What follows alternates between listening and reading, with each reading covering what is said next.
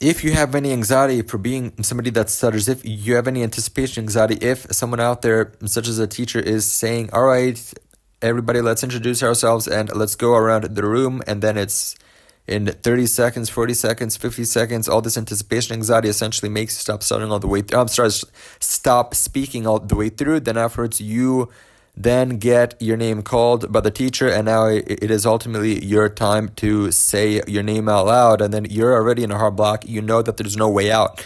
How can you actually fix this? The answer is this: there is no fix. Why? Because you waited way too late.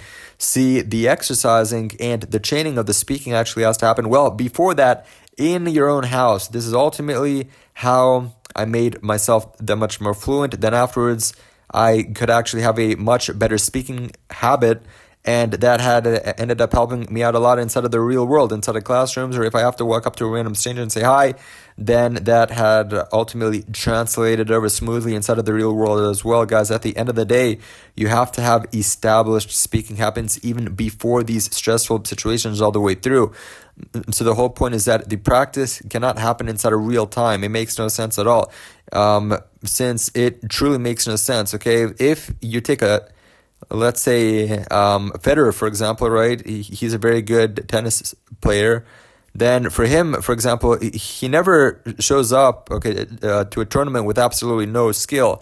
He first has to train a lot in his free time, on his own time, and then afterwards he goes into a tournament and he can actually show off his expertise. So the skill actually has to happen at home. It has to happen inside of your room. It has to happen in your free time first, not only during these stressful situations, since it will only hold you back that much more inside of your life. There is no doubt about that. So again, everyone, I really advise you for you to actually gain a lot more experience first and actually build these speaking habits first at home by yourself, and actually retrain this speaking habit that you truly have to need over and over again. Again, the mouth has to move first before the intentionality on saying the word out loud. Then afterwards, you can ultimately have this naturally inside of the real world, and it will translate much more smoother despite having a lot of social anxiety or a ton of social pressure all the way through. And that is how it is done, guys. You have to have a lot more experience, and you have to have a lot of repetition also doing this too by yourself first. Even if you are not somebody who stutters alone, I know I stutter alone, and that's why I ended up having a lot of experience. But even if you are not somebody that stutters alone, it does not actually matter at all. You really have to practice this and really gain the speaking habit, that natural fluency first, before going out there and actually being in a presentation or being in a classroom and introducing yourself with absolutely no problem at all.